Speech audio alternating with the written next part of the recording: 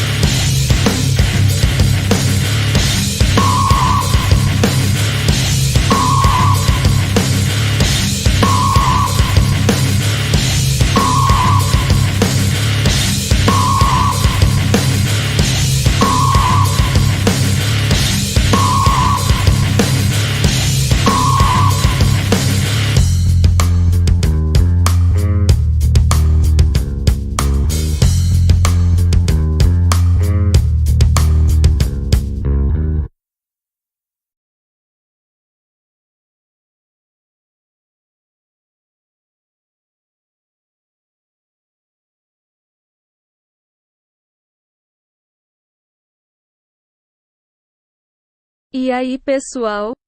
Bem-vindos a 2024. Vocês acham que será melhor do que 2023? Realmente.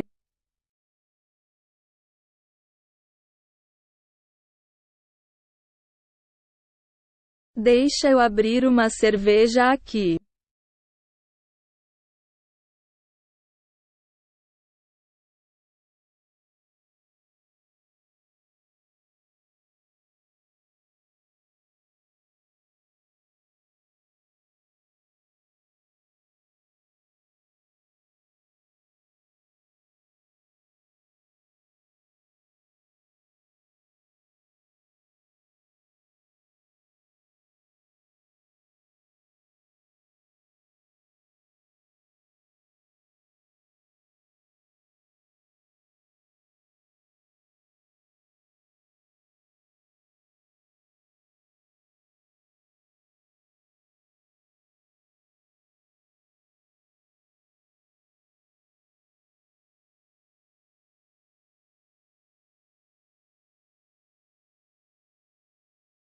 Não tenho engenheiro e estou conversando com dois grupos diferentes de pessoas. Ambos em idiomas diferentes.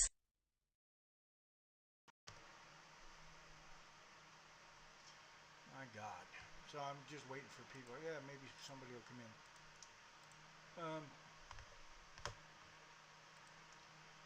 Live chat's open, folks. Whether you speak English or Portuguese, I do understand Portuguese.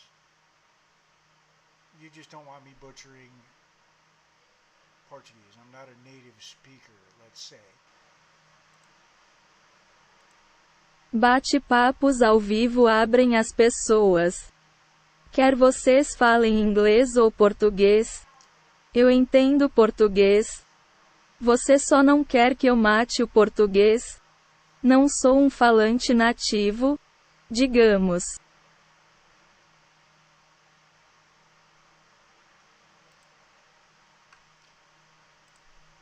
Give it a couple more seconds, see if anybody wants to come in on live chat.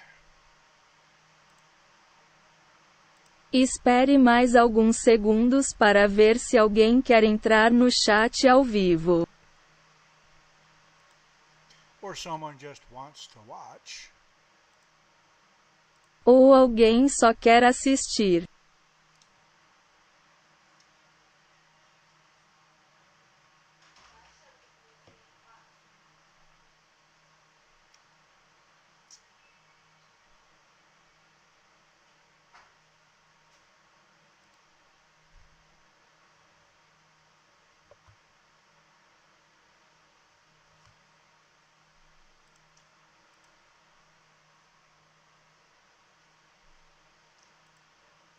Let's go to my information center where I keep all my stuff. Vamos ao meu centro de informações onde guardo todas as minhas coisas.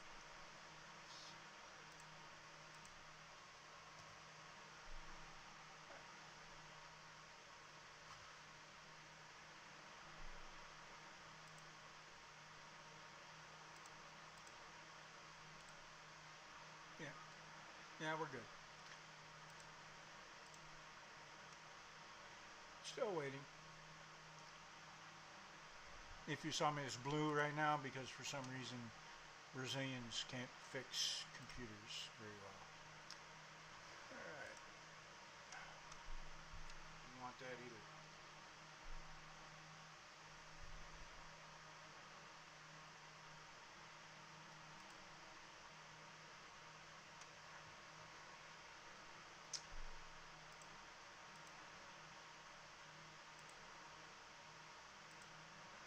Oh well, everybody can watch it later.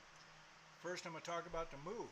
Most people, I don't know if you know I moved. I've put up a few shorts about the move. Ah, bem. Todo mundo pode assistir mais tarde. Primeiro vou falar sobre a mudança.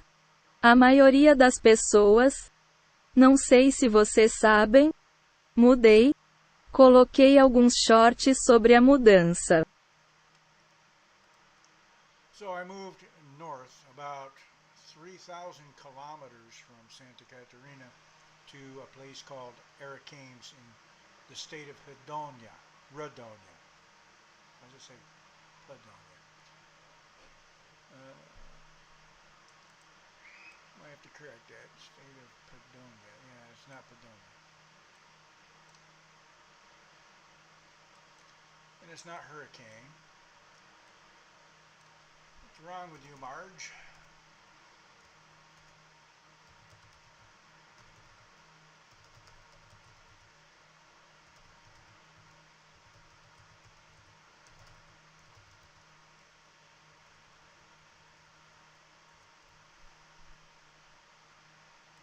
Então me mudei para o norte, cerca de 3.000 quilômetros de Santa Catarina, para um lugar chamado Ariquemes, em Rondônia. Now, it's hotter here, and let me start off with this, okay? If you think the censorship in the United States is bad, watch this.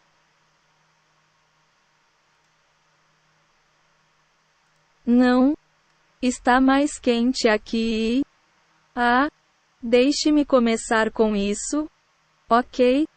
Se você acha que a censura nos Estados Unidos é ruim, assista isso. I tried to go to my Rumble account today to maybe think of uploading more videos. Guess what I found? Tentei acessar minha conta do Rumble hoje para talvez pensar em enviar mais vídeos. Adivinhe o que encontrei.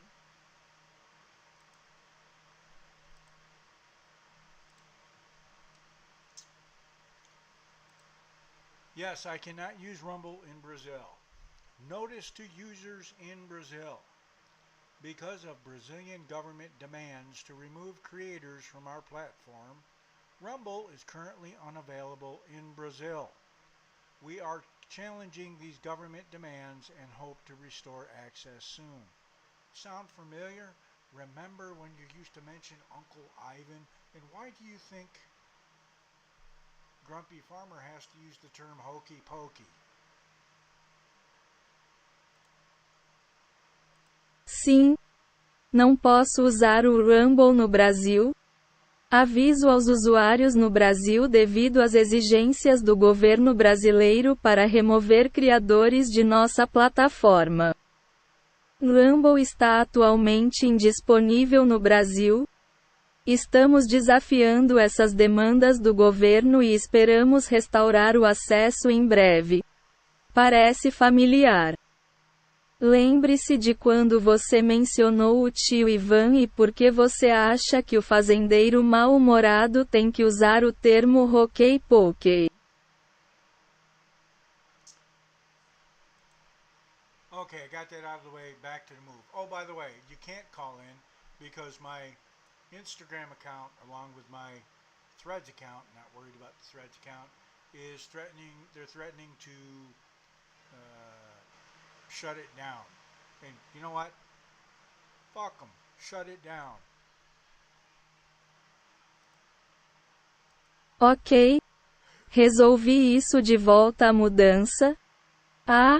A propósito, você não pode ligar porque minha conta do Instagram junto com minha conta de tópicos não está preocupada com a conta de tópicos está ameaçando. Eles ameaçam encerrá-la e você sabe o que F** eles desligaram. Okay, back to the move. So where I live is basically on the southern edge of the Amazon. I'll show you here, I think right there. This is the Amazon, or Amazonia as they call it, and the state of Rodonia. Again, she didn't spell it right in English. It's Rodonia. Anyway, yeah.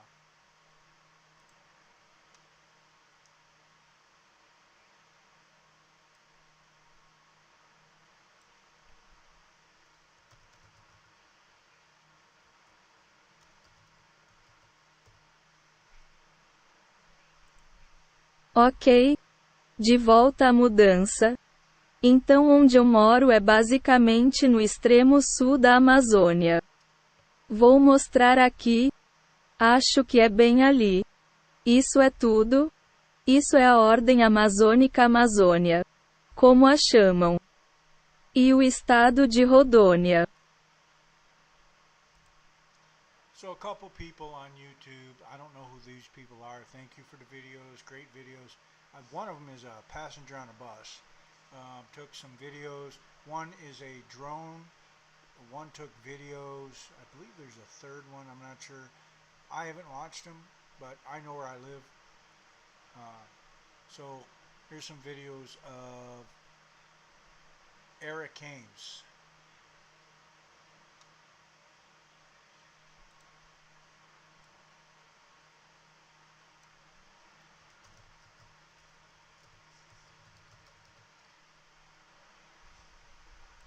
Então, algumas pessoas no YouTube, não sei quem são essas pessoas. Obrigado pelos vídeos. Ótimos vídeos e um deles é um passageiro de um ônibus que fez alguns vídeos. Um é um drone. Um fez vídeos. Acredito que há um terceiro. Eu não tenho certeza se não assisti. Mas sei onde moro. Então aqui estão alguns vídeos de Ariquemes.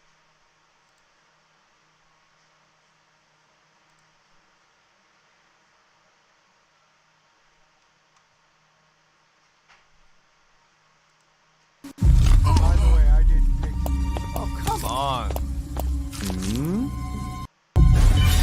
Aliás, eu não escolhi a música.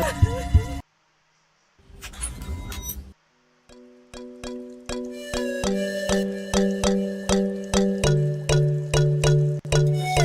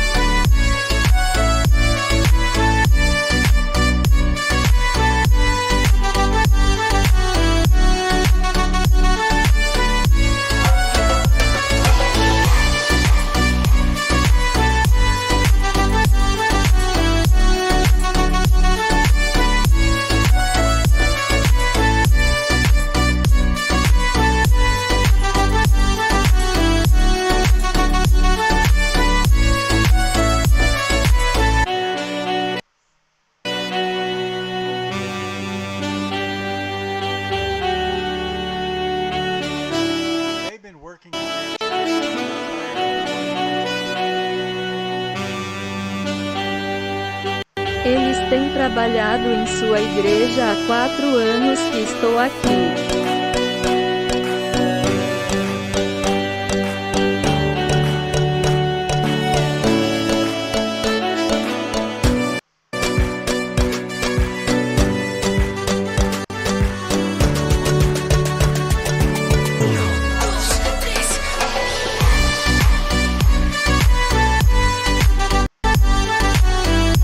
Você percebe que é muito mais verde aqui do que onde eu morava?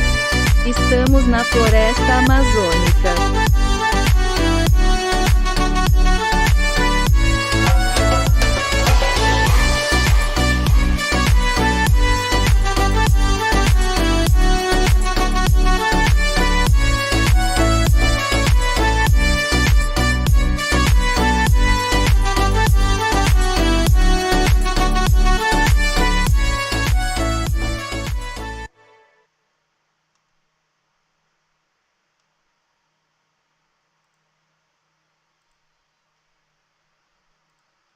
The next video, I believe, is the bus passenger, which is street level, and you get to see stuff that you probably don't see in the United States.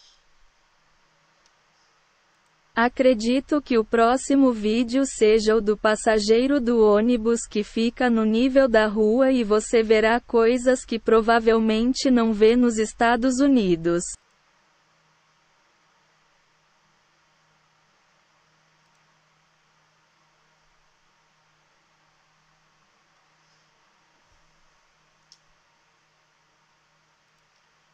Let's see if there's ads in this one. Nope, no ads. Vamos ver se há anúncios neste. Não, nenhum anúncio.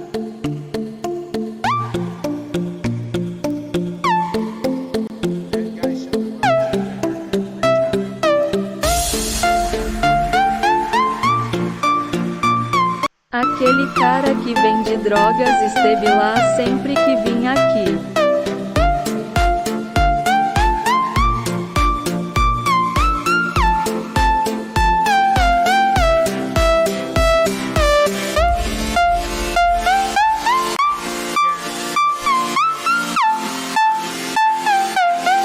Novamente, eu não escolhi a música.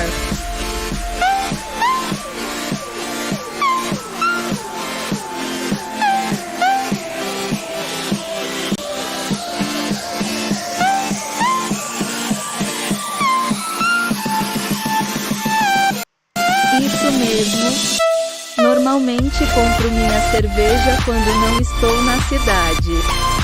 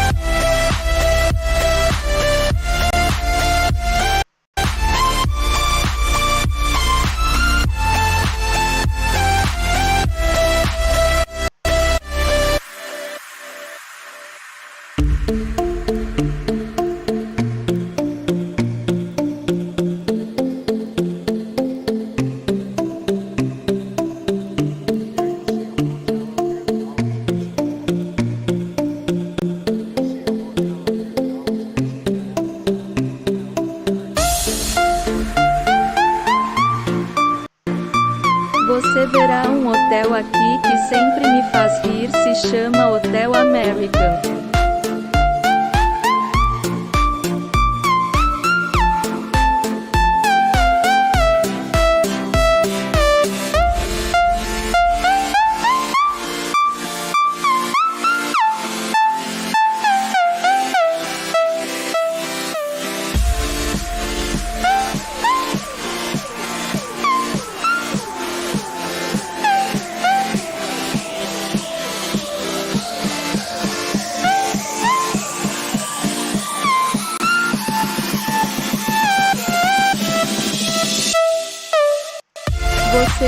seria capaz de ver tudo dessa maneira.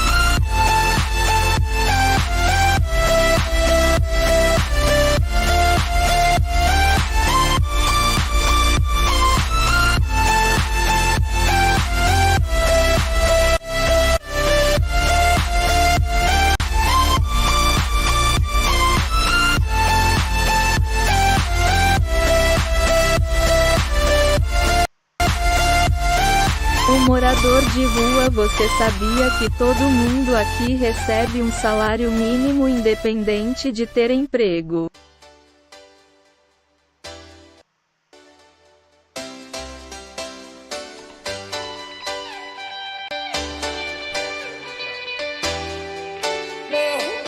Sim, acabamos de passar por aquele hotel.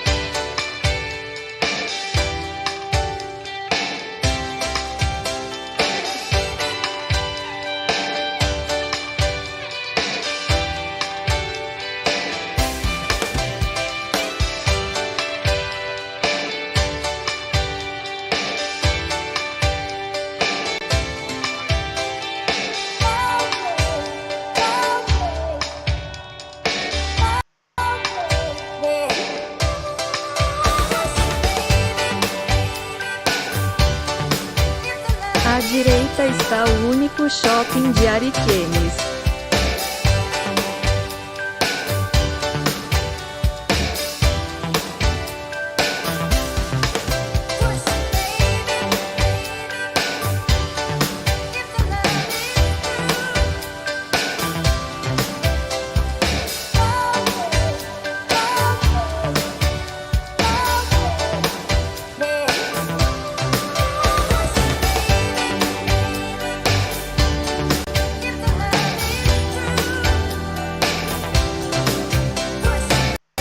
Para chegar à minha casa você teria que virar à esquerda e depois à direita.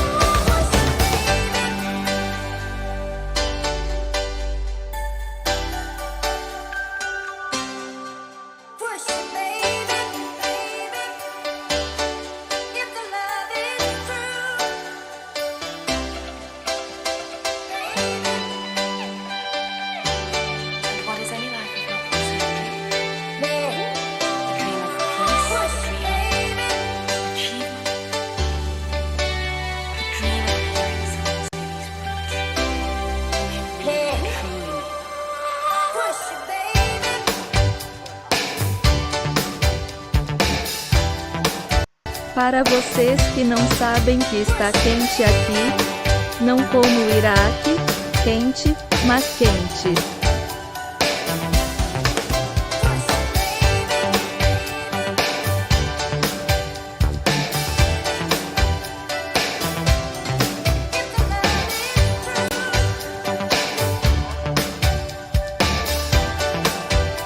Aquele posto de gasolina é onde eu limpo meu carro.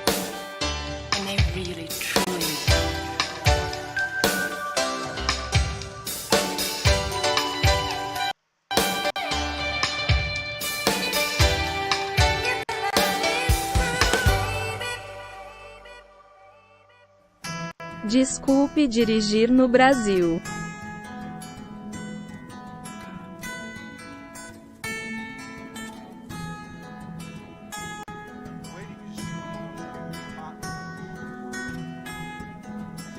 Estou esperando para ver um daqueles buracos enormes.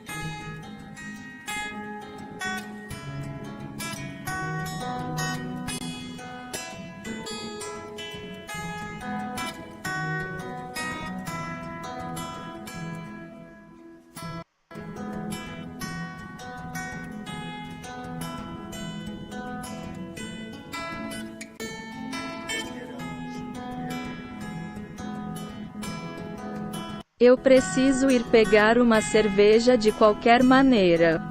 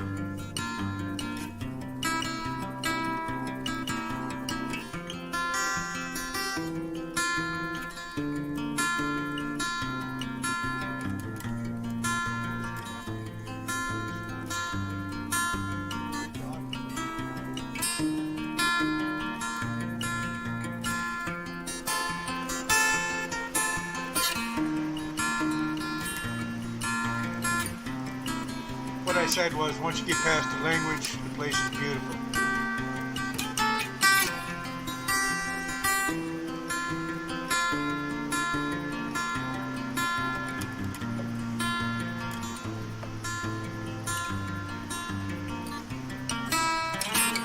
Oh, buraco. Grande buraco. That means a big fucking hole.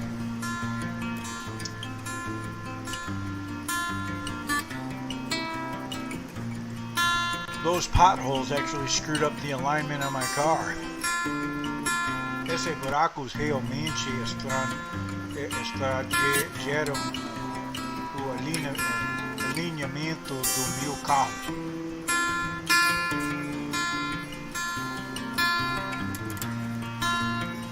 I told you I could butcher the language. Me dizer eu mal falo português.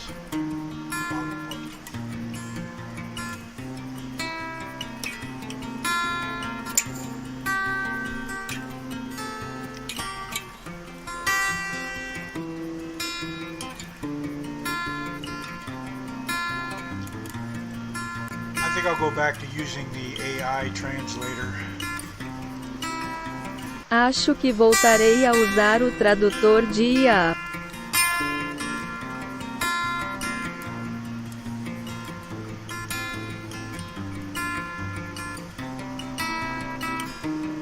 By the way, you see the road he's on right now?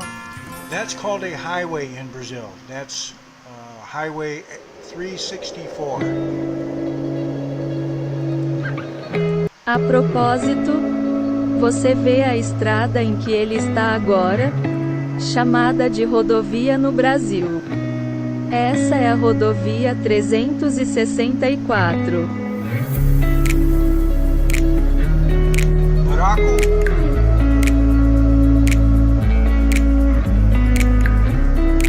My driving in Iraq helped me drive here.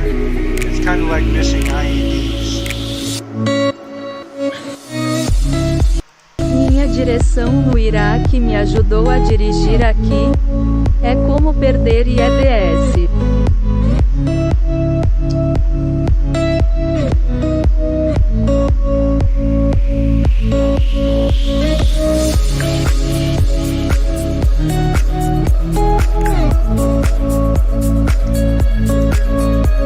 What's crazy about Brazil is you'll go miles, kilometers without seeing anything, and then a city will just pop up.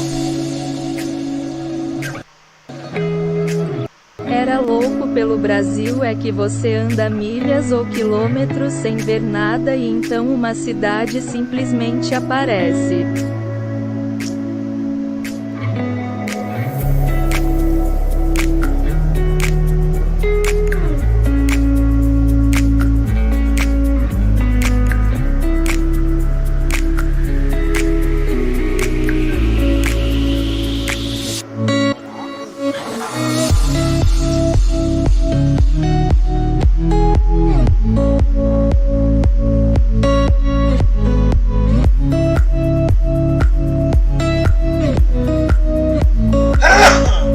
Okay, that's cool.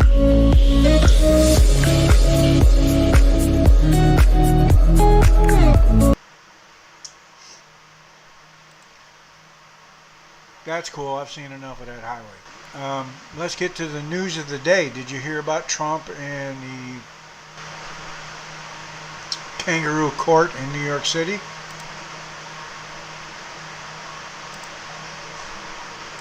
Isso é legal. Já vi o suficiente daquela rodovia? Vamos às notícias do dia? Você ouviu falar de Trump e do Tribunal Canguru na cidade de Nova York?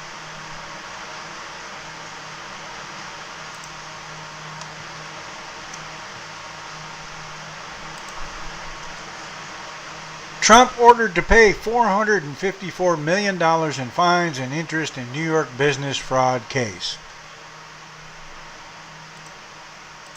Trump foi condenado a pagar 454 milhões de dólares em multas e juros em caso de fraude empresarial em Nova York.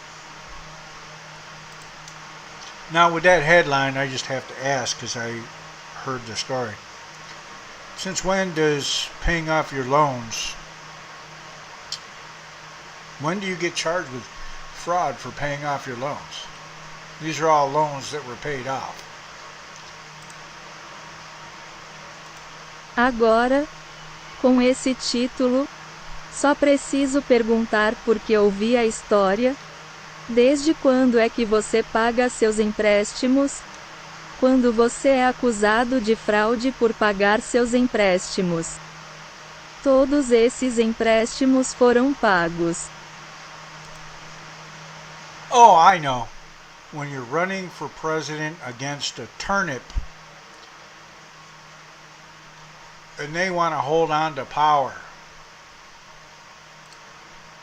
Ah, eu sei quando você está concorrendo à presidência contra um nabo e eles querem se manter no poder. So let's look at key points. I'm not going to read the whole article. Donald Trump has been ordered to pay about $454 million in total penalties after a judge found that Trump, his company, and others fraudulently inflated assets to boost his net worth and get financial perks. Então, vamos dar uma olhada nos pontos principais. Sem ler o artigo inteiro, Donald Trump foi condenado a pagar cerca de $454 milhões em multas totais depois que um juiz descobriu que Trump, sua empresa e outros inflacionaram ativos de forma fraudulenta para aumentar seu patrimônio líquido e obter vantagens financeiras. Question: when you file for your candidacy to be president, you have to list all your assets. They didn't catch it the first time? Oh, that's right. They didn't think he'd win.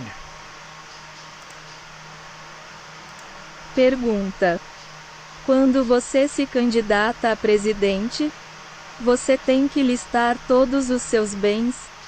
Eles não perceberam na primeira vez.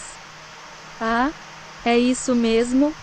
Eles não acharam que ele iria ganhar. That includes about $355 million in disgorgement and more than $98 million in pre-judgment interest at a 9% annual rate. Isso inclui cerca de $355 milhões em desânimo e mais de 98 milhões em juros pré-julgamento a uma taxa anual de 9%. Manhattan Supreme Court Judge Arthur Engoron also barred Trump for 3 years from serving as an officer or director of any New York corporation or applying for loans from any New York chartered or registered financial institutions. Guess where some of the campaigning financing comes from?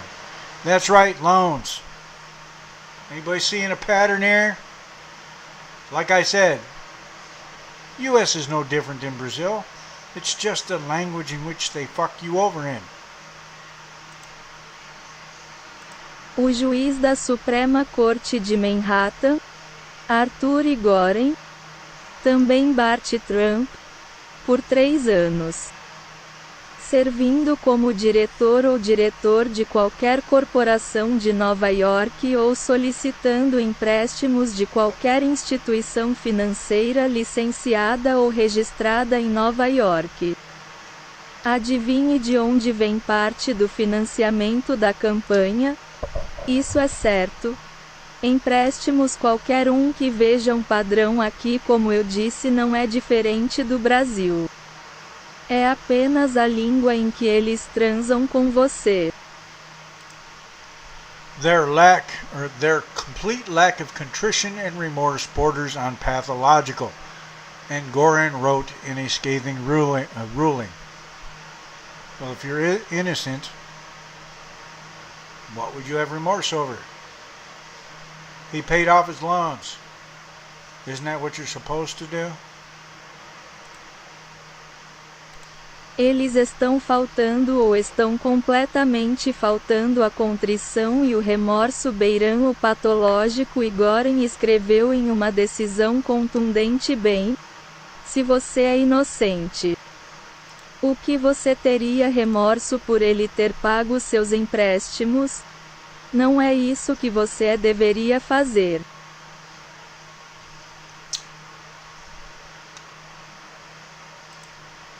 Oh, and the next thing I want to talk about, this is kind of funny, but not, because the fucker's still running the country. Ah, não. A próxima coisa que quero falar sobre isso é meio engraçado.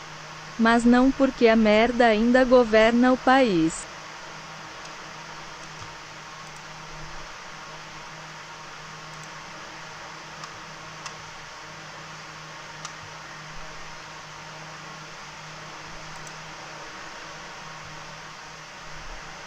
I got a video because I was tired of reading. This is your trigger warning. Recebi vídeo porque estava cansado de ler. Well. Joe Biden is declared legally incompetent to stand trial. The first time ever in the history of the country. It's official. Joe Biden mishandled classified documents, and now his two-tier justice system is on full display.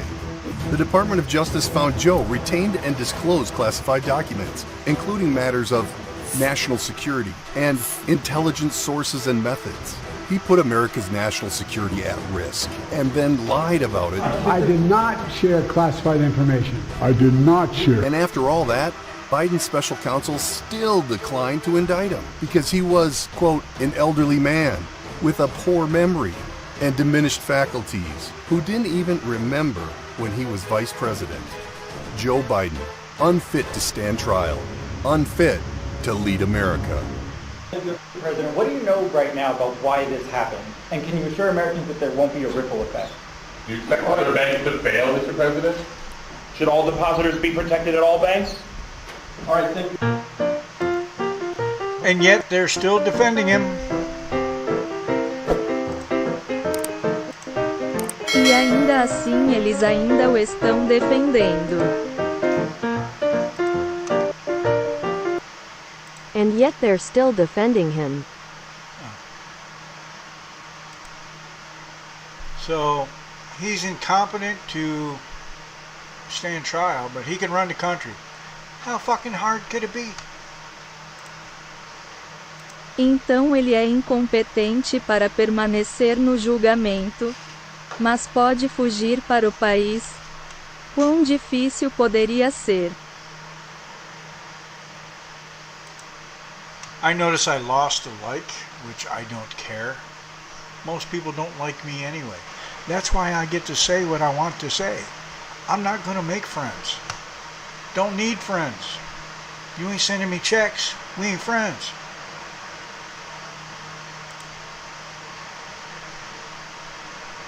Percebi que perdi like que não me importa. A maioria das pessoas não gosta de mim de qualquer maneira. É por isso que posso dizer o que quero dizer. Não vou fazer amigos, não preciso de amigos. Você não está me enviando, verifica se não somos amigos. My circle is so small. I talk to my circle every morning when I get up for breakfast. Cool with me. Meu círculo é tão pequeno que converso com meu círculo todas as manhãs quando acordo para tomar café da manhã. Fique tranquilo comigo.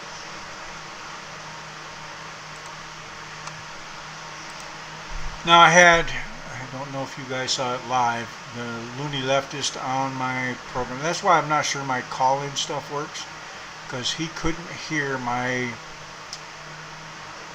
information, debating, my debate material, couldn't hear it. Or he was just, I think he was just trolling. Don't care. My stuff hasn't been working since I moved. Maybe it's the place. I don't know. Não. Eu tinha. Não sei se vocês viram ao vivo o esquerdista Looney no meu programa. É por isso que não tenho certeza se minhas ligações funcionam porque ele não conseguiu ouvir minhas informações debatendo meu material de debate. Não conseguiu ouvir ou ele foi só que eu acho que ele estava apenas trolando? Não me importo. Minhas coisas não estão funcionando desde que me mudei. Talvez seja o lugar que eu não conheço. You know, the other day I was sitting and I was just thinking about what I've accomplished in just 4 years. I moved to a country where I don't speak the language and don't know the customs with 2 duffel bags, well actually an army duffel bag and a small backpack and a guitar. In 4 years,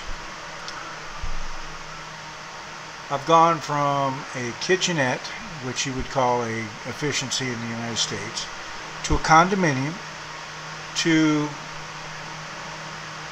a 2-bedroom, 2-bath apartment, to the apartment I'm in now.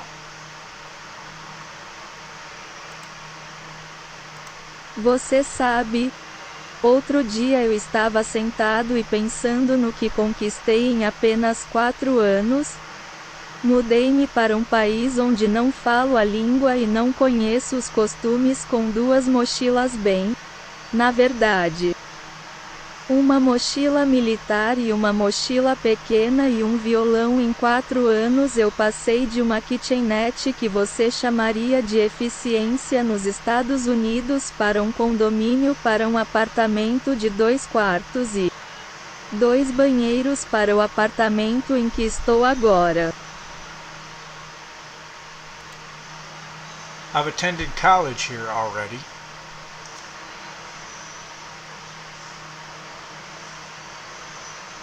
I got a driver's license that requires a sight test and a written test in a language that I don't speak fluently.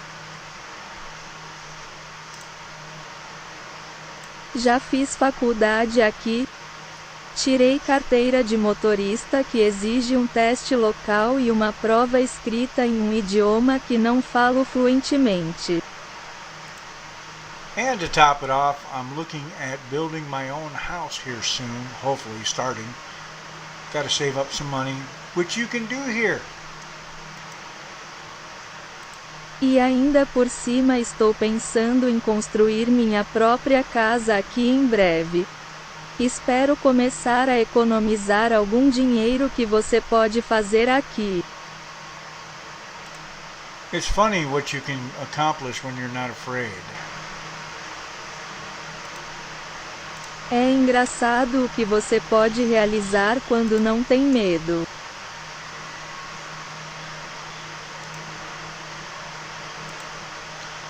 I've been waiting for that loony leftist to come back. I can't call in.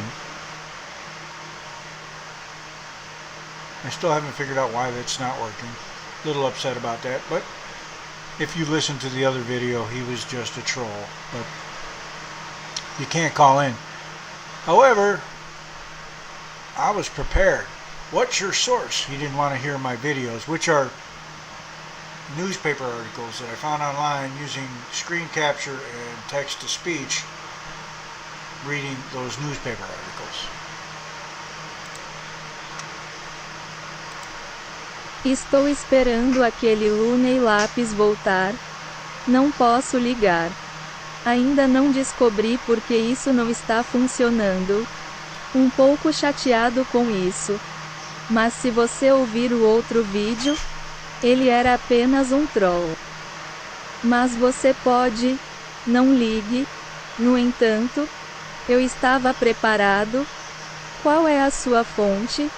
Você não queria ouvir meus vídeos. Que são artigos de jornais que encontrei online usando captura de tela e conversão de texto em fala lendo esses artigos de jornal. I've been waiting for that loony. The other day I was debating a loony leftist about what a shitty president Sniffy Joe is. And I brought up the fact that he left the Taliban, aka Al-Qaeda, a shit ton of operational military equipment. And I sent a link to show the operational military equipment. His response, that's great CGI.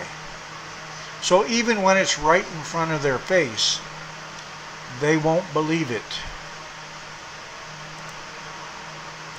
Outro dia eu estava debatendo com um esquerdista maluco sobre como o maldito presidente se fijoia e mencionei o fato de que ele deixou ao Talibã, também conhecido como Al-Qaeda, uma merda de equipamento militar operacional e enviei um link para mostrar ao equipamento militar operacional sua resposta.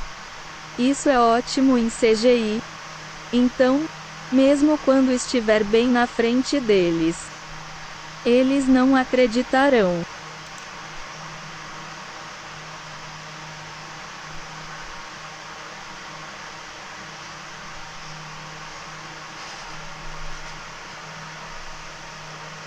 Port gets to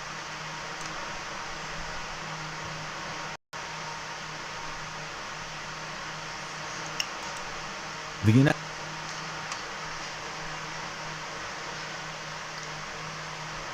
Remember when we initially armed the Mujahideen in Afghanistan? This is like United that, States but left on over crack. $7 billion worth of weapons and equipment behind in Afghanistan. Lembre-se de quando armamos inicialmente os Mujahideen no Afeganistão? É assim, mas com crack. And those weapons are falling into the hands of the Taliban. When the I U.S.-backed need another government in beer. Afghanistan fell in 2021, under pressure from a Eu Taliban preciso de outra insurgents, the States cerveja. was left with a choice: re-enter the fight or back out and leave the government to its own devices. It chose the latter. The U.S. exited stage left, and it did so fast that it didn't even bother to scoop up a lot of the equipment that it had been using in the country. And now, according to a recent Pentagon report, we actually have a dollar figure on what was left behind. Egg is on the face of the U.S. government, but this revelation leads to more questions. What exactly did the U.S. leave behind, and could that equipment not only fall into Taliban hands, but actually be used by Afghanistan's new government to fend off attempts to overthrow it? To answer those questions, we'll start by looking at what equipment we know is still in Afghanistan. Interestingly, the fact that the U.S. left so much behind isn't fresh news. In 2021, the BBC reported on the Americans and Their Escape Act, pointing out that the U.S. abandoned 73 aircraft, along with 100 vehicles and a lot of other equipment, while making its exit. Among the aircraft were several A-29 attack planes and a large number of MD-530 reconnaissance helicopters. The article goes on to state the Afghan government had access to 23 of those A-29s, along with 43 Not to mention MD-530s, MRAPs as recently as the June prior to the up-armored Taliban's Humvees. attack. It gets worse. The same report discusses how the U.S. also left Para 7 não Sea mencionar Knights, one of the U.S. Navy's aplicativos e main attack helicopters, blindados. along with several land-based vehicles. It points out that Kabul ended up playing host to 27 Humvees and an unspecified quantity of artillery defense systems and explosives. Even more damaging to America's public image, photos started circulating of the Taliban finding this abandoned weaponry, giving rise to the thought that they were going to co-opt it for their own use. At the time, the head of U.S. Central Command, General Kenneth McKenzie, took a bullish response seem to the remember news. Hamas Yes, the U.S. had carrying left all of M4s this and equipment M16s. behind, but that was Weird. all right. It had been rendered inoperable by the troops before Parece evacuating que me Afghanistan. lembro do So even if the Hamas Taliban did get its hands on the equipment, it wouldn't be able to use any of it to fight de against forma Afghani forces. estranha. The BBC also quoted experts who pointed out that even if the equipment were operable, it wouldn't mean much to the Taliban forces that don't have trained pilots or the ability to maintain the equipment moving forward. However, that proclamation doesn't tell us the full story.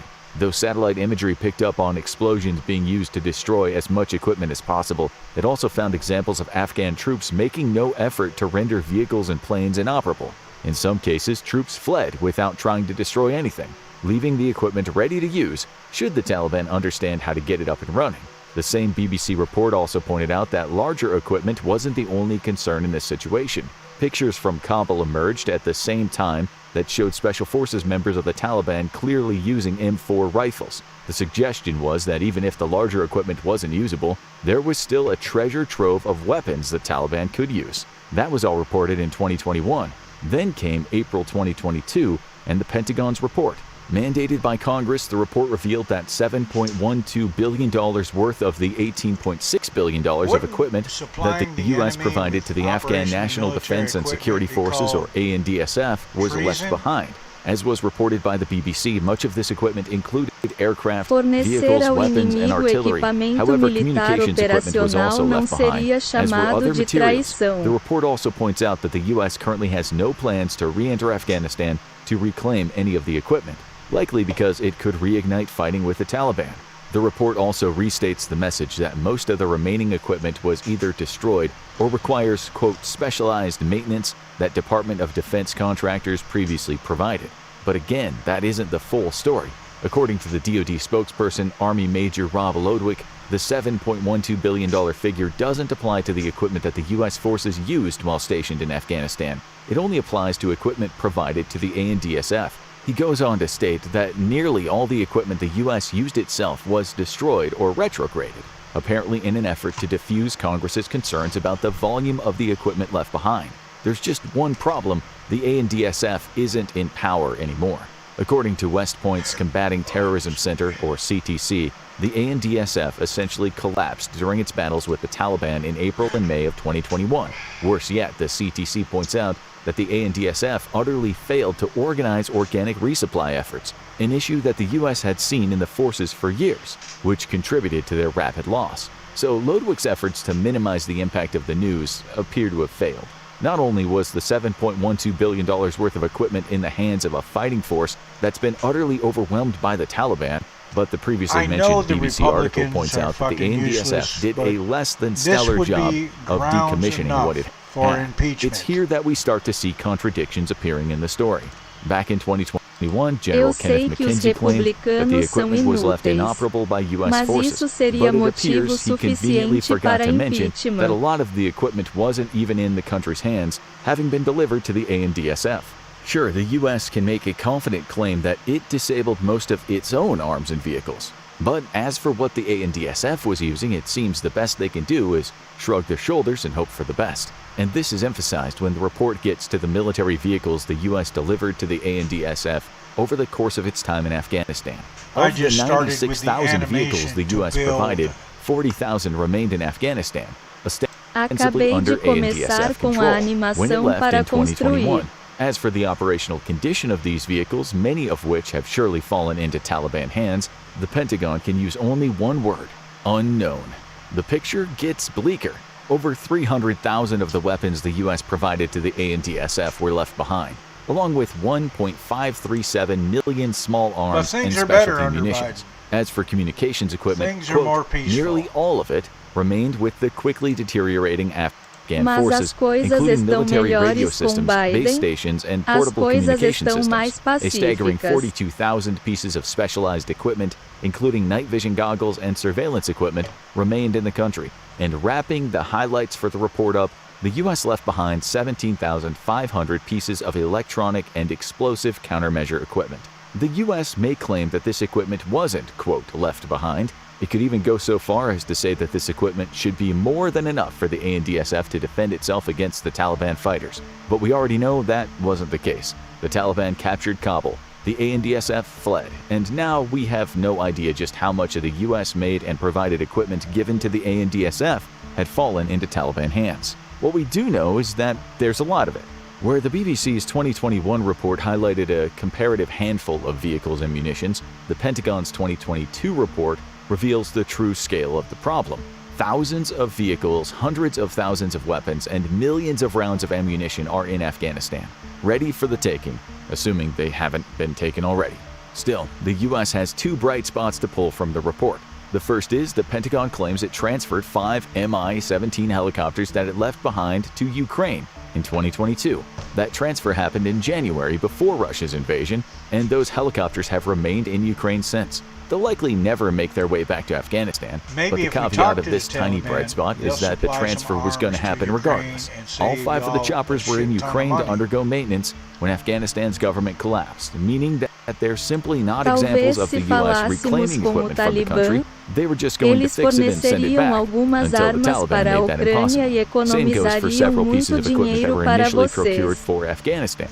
Apparently a lot of non-standard munitions, including 37,000 howitzer rockets that were meant for Afghanistan, ended up going to Ukraine, as did over 15 million rounds of rifle ammunition and a large number of explosives and mortar rounds. A small victory for the Pentagon as it tried to justify what it left behind, but ultimately a drop in the ocean compared to what the ANDSF received and presumably lost. But hey, at least the US can claim to have demilitarized most of the aircraft that the BBC reported on in 2021. The Pentagon's report says that all 78 of the aircraft it provided to the ANDSF were stationed at Hamid Karzai International Airport at the time of America's withdrawal. That's the airport that the US used to evacuate, so it was at least able to personally assure that these aircraft were rendered inoperable. For context, those aircraft amounted to about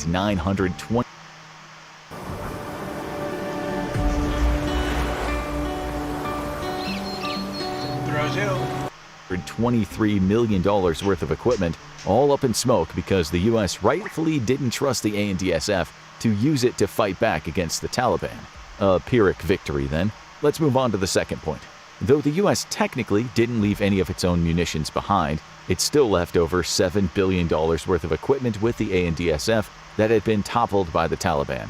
But that's okay. The US can still claim that most of the Taliban forces don't have the skills to use much of what was left behind, and even if it does, it certainly doesn't know how to maintain all that equipment. Liar. But is that really the truth? For starters, the many guns and over 1 million rounds of ammunition the US left in Afghanistan don't really require any specialist training to use. Get a gun, load the ammo, point the barrel, pull the trigger. That's all the Taliban fighter really needs to know. And they'll already have that knowledge from the guns that they're using. It wouldn't take long for any of the semi-experienced fighters to adapt to US small arms. But the US could also argue that the Taliban would burn through that small arms ammunition fairly quickly. They still can't use the more complex equipment. Except that's not the case either. According to a report released by the Special Inspector General for Afghanistan Reconstruction, or SIGAR, John Sopko, in February 2023, the Taliban is learning how to use a lot of the equipment the US left behind. Sopko pointed out that while some of the equipment was destroyed, as the Pentagon says, a huge amount of it wasn't. Even worse, he said the US had a, quote, horrible system in place to keep track of the weaponry it brought over and how it was being used. He then goes on to point out the most worrying aspect of all of this when he says, "We have seen and we have picked up intelligence that the Taliban are actually flying some of the helicopters and some of the planes." That's not to mention his presumption that the organization has figured out how to use the comms gear and other sophisticated hardware it's found in the country. That runs counter to the expert claims that the Taliban wouldn't be able to use the equipment. Sopko says it can. He even points to satellite imagery showcasing the Taliban are clearly more adept at adapting to American hardware than many felt it would be. So when the US left so much of its equipment behind, it wasn't leaving it to a ragtag group of insurgents who had no clue how to operate it. Instead, the equipment fell into the hands of a group determined to empower itself in any way possible. A group much smarter than many give it credit for. That ability to adapt isn't the only problem the US didn't anticipate. Despite all the bluster about rendering equipment inoperable and the Taliban being unable to use it, nobody seemed to account for the fact that the group had another option available, selling what it couldn't use.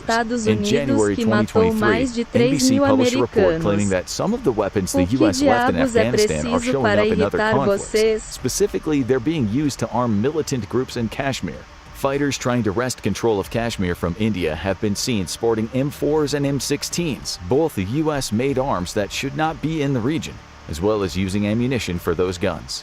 Both the Lashkar-e-Taiba and the Jaish-e-Mohammed groups, each designated as terrorist organizations by the US, are proven to have access to those American weapons. And as an NBC report points out, both groups have sent militants to Afghanistan to train alongside the Taliban. According to an email written by Indian Army spokesperson Imran Musavi, it can be safely assumed that they have access to the weapons left behind. It also appears that these weapons were making their way into the hands of militant groups much earlier than the beginning of 2023. In January 2022, a video surfaced of militants wielding what seemed to be American guns on social media. Those videos were shared widely in India, though at the time some claimed that the weapons may have been modified to look like American guns. That appears to no longer be the case, with the Indian military pointing out that it has since found 7 authentic U.S. rifles, suggesting that the Taliban isn't just arming itself with a bounty of U.S. weapons, it's arming other terrorist organizations. Another report published by Radio Free Europe in March 2023 points out that the LET and JEM aren't the only militant groups that the Taliban is likely supplying. Similar groups inside Pakistan also seem to have U.S. weapons. Like I said, according to observers, the Tehreek-e-Taliban Pakistan, or TTP, has seen its military capabilities strengthened substantially now that it has access to M4s and M16s. Plus, the report says that these groups have started using the communications equipment and night vision goggles that America left behind. U.S. weapons also found their way into the hands of the Baloch separatist groups, which are waging their own war against Pakistan over the last 2 years. Herein we see more of what the U.S. actually left behind in Afghanistan. It wasn't just weaponry and equipment, it was a stockpile so large that it's enabled the Taliban to empower other groups that align with its vision for the world, creating havoc in other countries in the process. That's highlighted by a Sweden-based researcher named Abdul Said, who said that the TTP having access to American guns has had a terrifying impact. He points out that Pakistan's police force isn't as well equipped as the TTP now, making internal conflicts not only more likely in general, but more likely to play out in favor of the TTP. Nowhere is that more obvious than the Khyber Pakhtunkhwa province. One of the focal points for TTP attacks, the province's police are being overwhelmed by militants who simply have better equipment than they do. One who spoke to Radio Free Europe on condition of being granted anonymity makes the scope of the issue clear.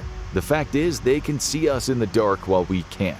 That gives the terrorists an enormous advantage. A former police chief in the region, Moazzam Jah Ansari, backs up that point by telling journalists that the TTP had picked up weapons left behind by America and is now using them to wage their own small war against the region's police officers. And that war is growing in size. Figures released by the Pakistan Institute of Peace Studies, PIPS, reveal that an increase in terrorist attacks has come along with this pipeline of black market American weaponry into the country. In 2022, attacks increased by 27% when compared to the previous year, leading to a grand total of 262. Over 419 people died in those attacks, a further 734 were injured. And 2023 didn't start off any better. On January 15th, 3 police officers, including a senior officer named Sardar Hussain Khan, were killed in the city of Peshawar by terrorist snipers. The authorities later found out that the rifle used to commit the killings was equipped with a thermal scope that likely traces its roots back to the stockpile left behind in Afghanistan. The quick escape from Afghanistan may have been the best thing for the United States at the time, but it resulted in a black market trade in the weapons that it left behind that has only made insurgent forces in the Middle East even stronger. The Taliban in Afghanistan are not only better equipped than they should be, they're richer because they can sell those weapons to other groups. Plus, they're now able to extend their influence and build stronger ties with other insurgents, which could lead to more coordinated attacks in Afghanistan, Pakistan, and elsewhere in the future. And of course, there are all of the secrets. Let's imagine for a moment that we live in America's idealized version of events, in which every last piece of equipment that it left behind was rendered inoperable. Of course, we know that isn't the case, but let's pretend it is. That doesn't change the fact that the Taliban fighters and the groups to which it sells these weapons can still reverse engineer them to figure out how they work. The US didn't just leave weapons and equipment behind, it left decades of military secrets that other countries can now discover just by purchasing a few weapons from the Taliban. Defense One, which covers news and offers analysis on national security, had an interesting theory about this back in September 2021. It said that the ultimate winner from the near 20 years that the United States spent in Afghanistan wouldn't be Afghanistan or the US or the Taliban, it'll be China. That may sound strange to people who don't realize that Beijing and the Taliban have had an on-off relationship for several decades. Though the two sides share little in the way of ideology, China is savvy enough to realize the Taliban isn't some mere insurgent force that the authorities in Afghanistan will eventually quash. It has already practically won the war. Afghanistan is a Taliban state.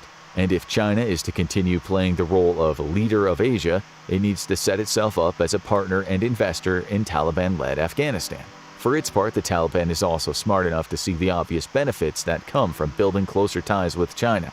In July 2021, mere months after it stormed Kabul, the Taliban's representatives called China a, quote, welcome friend in the country. It's also made promises that the Taliban will not use its territorial gains in Afghanistan to interfere with anything that Beijing is doing in other countries. That is excellent news for China. Stability in Asia is its goal because stability gives it more opportunities to expand its influence. And in the Taliban, China may see a group that shares its anti-West sentiment, even if its religious ideology doesn't appeal to Beijing, creating the potential for a strong relationship that could come back to bite the U.S. in the coming years. How? Defense One points out that China's growing relationship with the Taliban means it could now have access to some of the equipment the U.S. left behind in Afghanistan. Unlike the insurgent groups that the Taliban is equipping, China likely isn't interested in actually using any of these weapons in open conflict. That would give the game away. But it can absolutely examine what the U.S. has already built, with Defense One positing that every piece of equipment left behind could essentially be a laboratory for China, one that reveals the way the U.S. makes its weapons. That's certainly the opinion of Josh Lospinoso, who's the CEO of a cybersecurity company named Shift5, and is a man who has a decade of U.S. Army experience under his belt.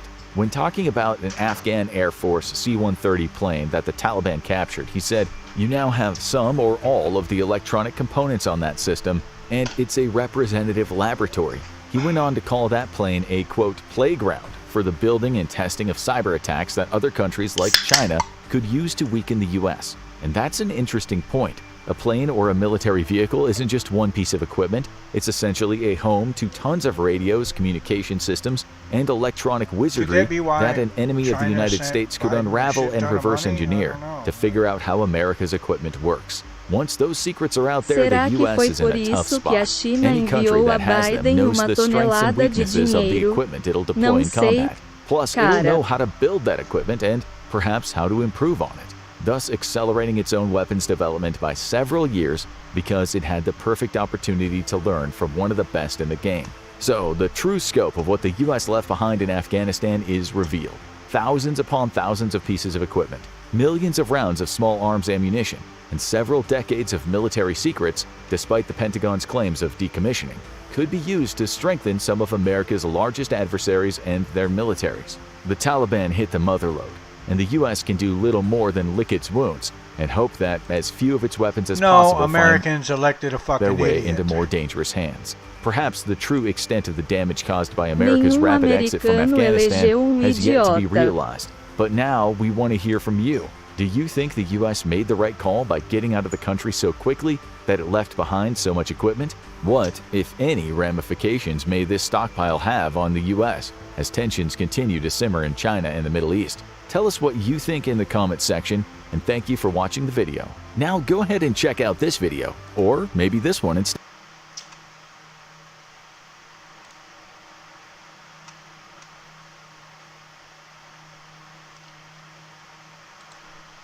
I know what the loony left's going to say. It's just a cartoon.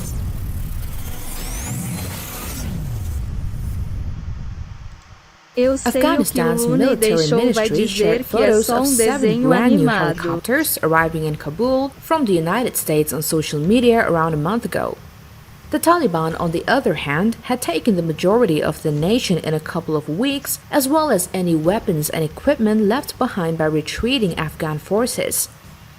According to many reports, the Taliban has stolen billions of dollars worth of U.S. armaments. Let's take a look at all the U.S. military equipments that were left behind in Afghanistan. The UH-60 Black Hawk. The Afghan Air Force possessed 45 UH-60s as of June 30, with 33 of them classified as usable in the country. Now, it's impossible to say how many UH-60s or other sorts of former Afghan military aircraft the Taliban have taken, but experts and observers have previously identified at least 4 distinct Black Hawks that look to be under Taliban control. 2 of them were at Kandahar's airport. Humvee. A Humvee is known for its thundering power, ability to travel anywhere, and capacity to endure many types of weaponry. Now, according to some reports, as many as 20,000 Humvees were left behind in Afghanistan by withdrawing forces. Between 2017 and 2019, the U.S. provided the Afghan military with 4,702 Humvees. Each Humvee costs hundreds of dollars and is responsible for troop movement in a safety and timely manner. Now, these Humvees have been taken over by the Taliban. M923A2. The M923A2 is a 6x6 military truck. The basic cargo versions were designed to transport 4,500 kilograms cargo load over all terrain and all weather. The speed with which the Taliban swept across Afghanistan is reminiscent of Islamic State militants taking weapons from U.S. It is not clear how many of these trucks are still in Afghanistan. The M113. The M113 is a fully tracked armored personnel carrier which can be fitted with a number of weapon systems. The most common weapon fit is a single 50 caliber M2 machine gun. It cost $170,000 each. This is also now in the hands of the Taliban forces, but it is not sure how many numbers are with them. M577A2. This is a variant of the M113 armored personnel carrier. In 2005, the Afghan National Army received 15 second-hand M577A2 vehicles from the U.S. The recent purchases of the M577A2 post carrier cost $333,333 each. Many of these APCs were also left in Afghanistan. A-29 Super Tucano. In 2009, the Super Tucano was offered in a U.S. Air Force competition for 100 counterinsurgency aircraft. On 12 April 2010, Brazil signed an agreement that opened negotiations for the acquisition of 200 Super Tucanos by the U.S. In 2013, the U.S. placed an order for 28 29 Super Tucano attack aircraft for $427 million. That's $21.3 million for each plane. This month, the Taliban seized a number of A-29 Super Tucano aircraft. Cessna 208 Caravan. The Cessna 208 Caravan is a utility aircraft. In March 2018, the Afghan Air Force ordered 7 C-208 light attack planes for $84.6 million, or $12.1 million apiece. The planes are highly advanced, equipped with Hellfire missiles, anti-tank missiles, and other weapons. Many pilots of the Afghan Air Force made a last-minute escape from Kabul to Tajikistan on an AC-208 moments before the city fell to the Taliban, but some of these aircraft were left in Afghanistan at the hands of the Taliban. Navistar International 7000. The Navistar 7000 series is a line of military heavy-lift vehicles. In 2005, the U.S. Army ordered 2,900 7000 MV series for the Afghan National Army and Iraqi Ministry of Defense. There are likely many more lost vehicles that have gone uncounted due to not being recorded in photos or videos. There are 141 Navistar International 7000 medium truck that were confirmed lost in Afghanistan. MD-530F. It is designed to enhance scout attack, armed escort, and close air attack capabilities of the air forces. The multi-purpose armed helicopter can be deployed in tactical, reconnaissance, and transport operations. Taliban have seized MD-530F light military helicopter at the Mazar-e-Sharif airport. The number seized is unknown. Oshkosh ATV mine-resistant vehicle. The Oshkosh M-ATV is a mine-resistant ambush-protected or MRAP vehicle. Intended to replace Humvee, it is designed to provide the same levels of protection as the larger and heavier previous MRAPs, but with improved mobility. This mine-resistant vehicle ranges from $412,000 to $767,000. The total cost could range between $382 million to $711 million. All of these have now been seized by the Taliban. Ford Ranger trucks. The U.S. military has used Ford Ranger trucks for years. These trucks are outfitted with strong armor and bulletproof glass to keep troops safe.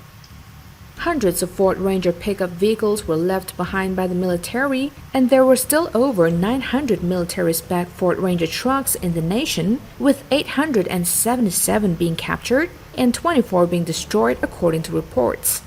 M24 sniper weapon system. Referred to as a system, its accessories and attachments help the weapon transform into an eagle-eye sniper rifle. M24 is recognized for its ease of use and dependability, as well as its affordability and adaptability, which give exceptional accuracy.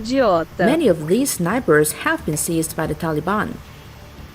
M240 machine gun. The M240 has been used by the United States Armed Forces since the late 1970s. Though it is heavier than some comparable weapons, it is highly regarded for reliability, and standardization among NATO members is a major advantage. I joined in '87. M240 model were priced between $6,600 and $9,000 each, and many of them were left behind in Afghanistan. M4 carbine. The U.S. contributed at least 3,598 M4 rifles to Afghan security forces between 2017 and 2021. M4 carbine rifles are slightly more expensive, with unit prices as high as $1,278.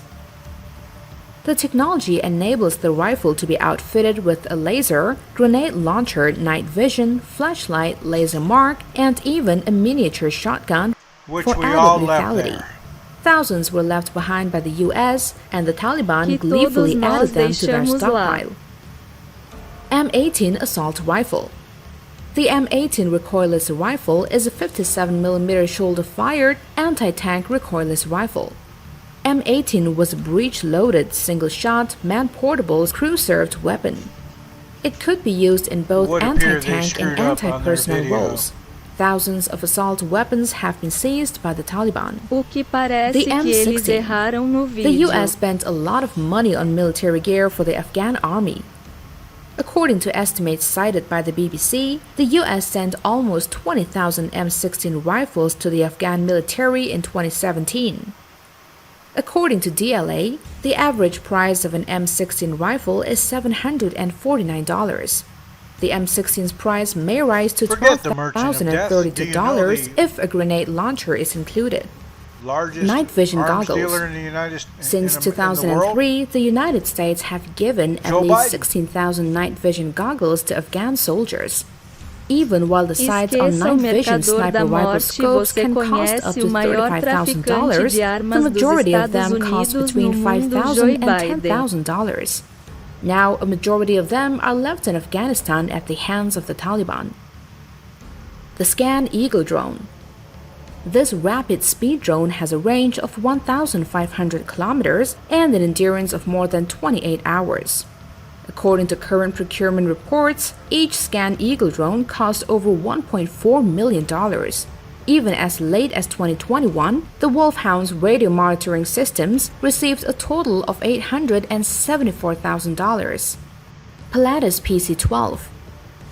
The PC-12 intelligence, reconnaissance, and surveillance planes are equipped with the most advanced equipment available.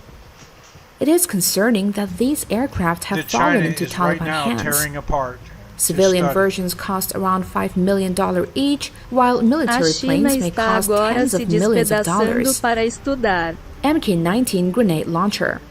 The MK-19 grenade launcher is an American 40mm belt-fed automatic grenade launcher. It is a belt-fed, blowback-operated, air-cooled, crew-served, fully automatic weapon.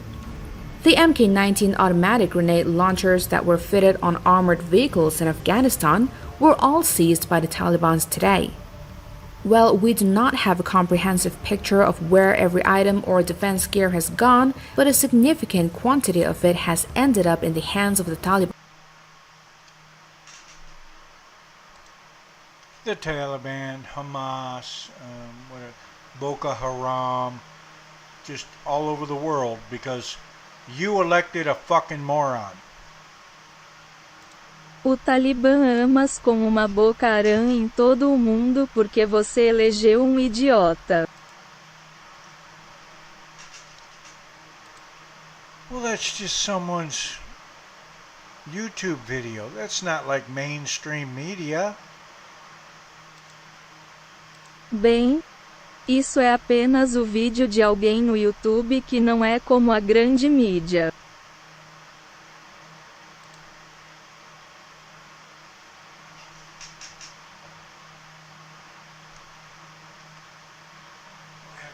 Symphony.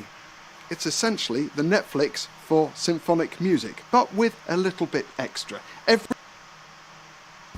August the 31st, 2021, the day the final US military plane left Kabul airport, bringing to an end 20 years of American presence in Afghanistan. The US left behind stacks of military equipment from aircraft to guns, adding to the haul of weaponry the Taliban had been gathering in recent months, taken from the Afghan army as it retreated. So, what kind of equipment do they have now, and how dangerous could it be?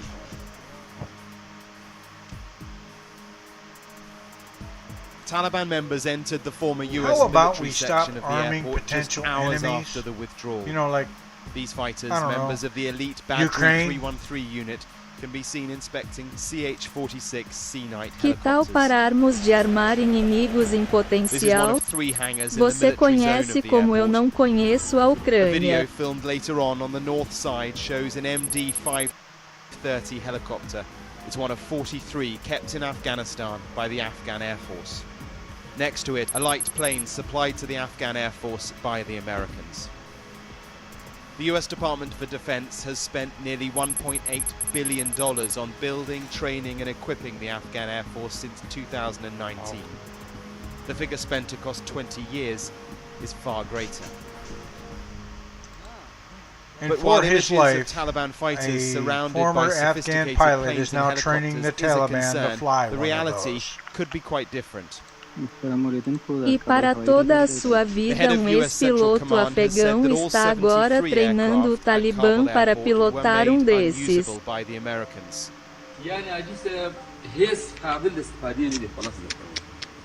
Analysis of satellite images from neighbouring Uzbekistan found that at least 45 aircraft had been moved to an airfield there. 21 light attack aircraft and tens of helicopters, including Black Hawks, can be seen on the tarmac in Uzbekistan. However, the Taliban are in possession of some aircraft that are still usable. This video shows Taliban fighters flying a Soviet-era Mi-17 helicopter near Herat.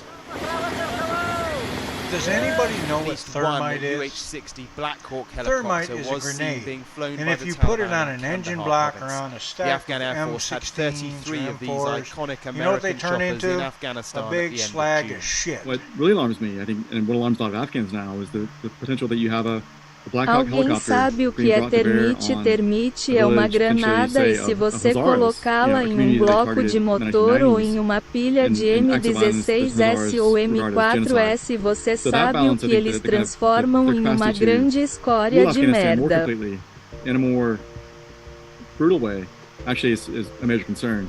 Yes, the Portuguese word for it's shit not just is aircraft. merda. Countless videos of the Taliban seizing huge caches of weapons have circulated in recent months as they swept across Afghanistan. With the AK-47, the Taliban managed to defeat the world's most powerful military alliance in the United States and NATO. And they did that largely with small arms. Sky's Alex Crawford met members of the Taliban. Whoa. She was shown a haul of 900 guns and dozens of vehicles from a deserted Afghan army base in Wardok province. Thousands of US Humvees are also thought to have been seized by the group, but just like the aircraft, some have been taken across the border and out of the Taliban's hands. This video shows a convoy of Afghan forces in American Humvees heading into Iran. 1151. This military hardware will bolster the Taliban's capabilities, but they've also been left equally dangerous information.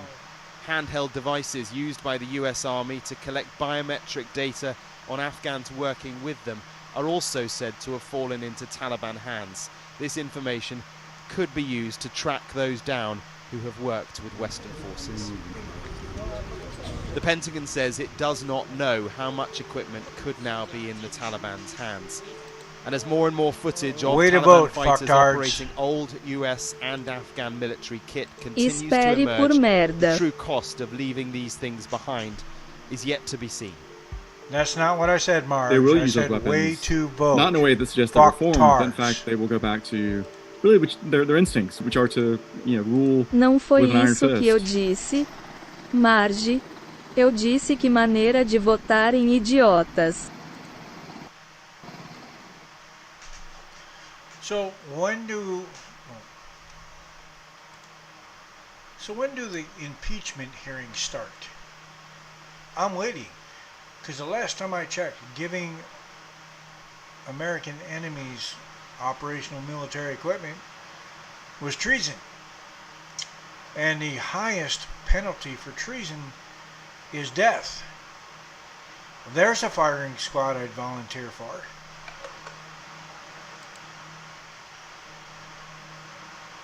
Então, quando começar a audiência de impeachment, estou esperando porque a última vez que verifiquei. Dar equipamento militar operacional aos inimigos americanos foi traição e a pena mais alta por traição é a morte. Há um local de tiro para o qual eu me voluntariaria.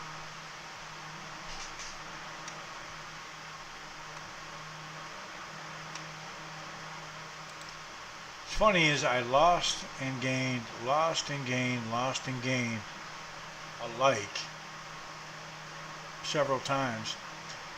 So I'm still at 2, then 1, then 2, then 1, then 2. I don't know if it's the topic or the fact that I'm also speaking to Brazilians. Don't know. É engraçado porque perdi e ganhei. Perdi e ganhei. Perdi no jogo uma luz várias vezes. Então ainda estou com 2 e 1. Depois 2.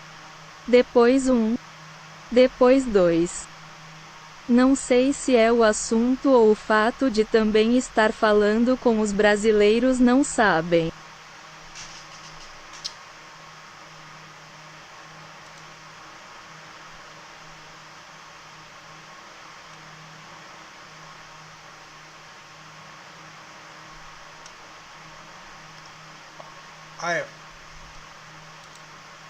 I have so many Joe Biden lies on here. It's unfucking real. Another Taliban. Oh, here we go. Yeah. When are you going to impeach the prick?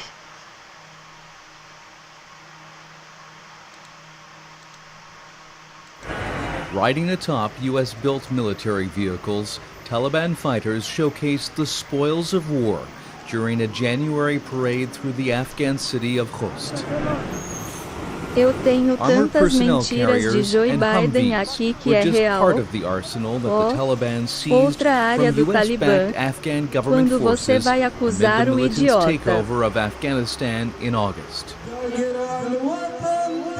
Now, the newly equipped Taliban wants to turn its insurgent forces into a modern standing army.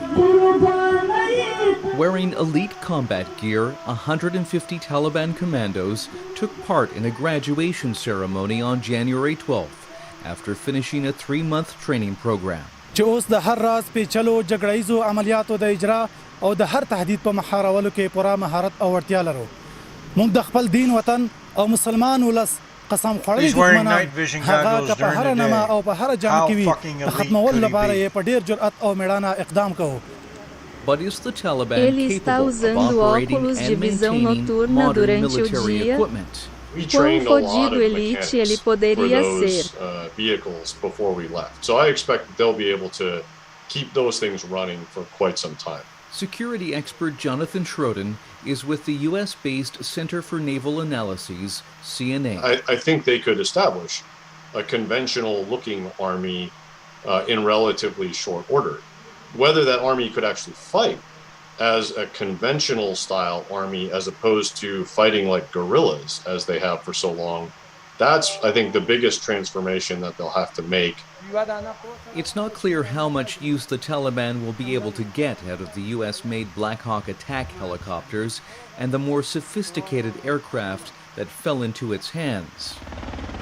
But Taliban pilots have been able to keep Russian-made Mi-17 helicopters in the air, says Schroden. The U.S. trained quite a few mechanics for those as well, so they probably have either cajoled or coerced some amount of those individuals to continue to work on these. Teach me how to fly this or I'll kill you and your family. Number of Eastern European countries it's that fucking to get spare simple, parts people. And potentially contract maintainers for those as Way well. to So vote. I expect they'll be able to fly the Mi-17s for quite some time.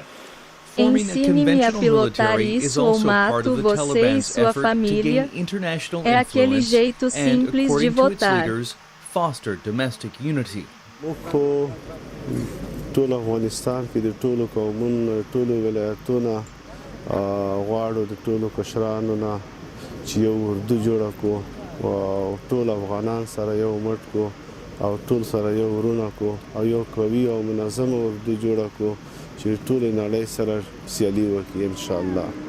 If the Taliban can maintain a conventional army, it could provide some security to the region, at least in the short term. If they can establish a viable security force that is able to maintain security in Afghanistan and prevent the likes of the Islamic State from expanding, prevent any other insurgent group from rising up and leading to something like another civil war, that in and of itself has the potential to increase security in Al the Qaeda? region.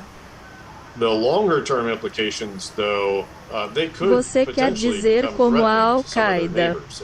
And the most obvious candidates would be Iran or even Pakistan, with whom the Taliban have had contentious relationships in the past. And there are issues like border disputes and immigration challenges. Back at the Taliban commando graduation ceremony, some soldiers said Afghanistan's neighbors shouldn't be overly concerned. مونږ له نړیوالو خصوصا له ګاونډیو هیوادونو سره د متقابل احترام پر بنسټ اړیکې غواړو او له دوی مو هم دا تمه ده زموږ په داخلي چارو کې لاسوهنه ونه کړي که نه هر عمل عکس العمل لري. مونږ نړیوالو ته اطمینان ورکوو چې هیڅوک به زموږ خاوره ستاسو پر ضد ونه کاروي. نړیوال دې بې ځایه تبلیغات او تشویشونه نه کوي.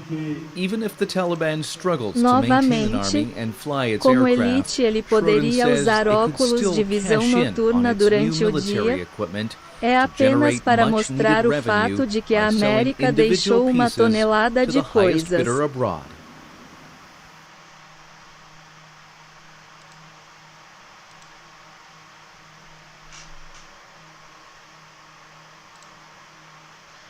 So I think I'm going to call it quits. That will be the first podcast for 2024. Not a cheerful one, to be honest. If you believe in the Bible, especially Revelations,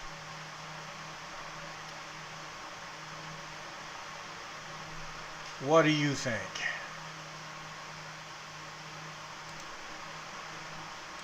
Então acho que vou encerrar. Esse será o primeiro podcast de 2024. Não é um podcast alegre. Para ser honesto, se você acredita na Bíblia, especialmente no Apocalipse, o que você acha? So I'll probably do another one next week. I don't know what I'll talk about. I have a shit ton of stuff here. We covered the immediate stuff, Trump and the trial. And I kind of didn't vent, but I shared videos of why Biden should be fucking impeached. One reason, there's a lot of reasons. I could go through a lot of reasons, but that's one. Então provavelmente farei outro na próxima semana. Não sei sobre o que vou falar. Tenho uma tonelada de coisas aqui. Cobrimos as coisas imediatas. Trump e o julgamento e eu meio que desabafei. Não desabafei, mas compartilhei vídeos de por que Biden deveria sofrer impeachment. Um dos motivos. Há muitos motivos pelos quais posso apresentar vários motivos. Mas esse é um. So I hope I see more people next week, American or Brazilian, doesn't matter. We could even talk about Brazilian politics. I don't care. I think Lula is a fucking idiot. Smarter than Biden. Think about this. A man who couldn't read until he was a teenager thinks the American president is a fucking idiot, and I agree with him. Então espero ver mais gente semana que vem, americano ou brasileiro, não importa, podemos até falar sobre política brasileira, não me importo, acho que Lula é um idiota mais esperto que Biden, pense nisso. Um homem que poderia só ler quando era adolescente e achava que o presidente americano era um idiota, e eu concordo com ele.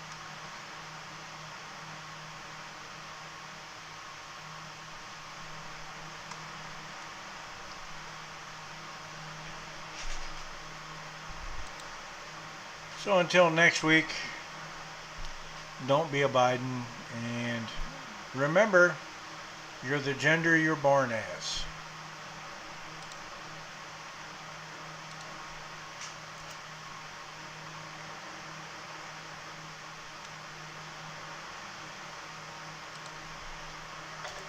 Marge, what's wrong with you? Oh, I know what it is. I said Biden and it didn't agree with you. Então até a próxima semana, não seja um Biden e lembre-se de que você é do gênero com o qual nasceu.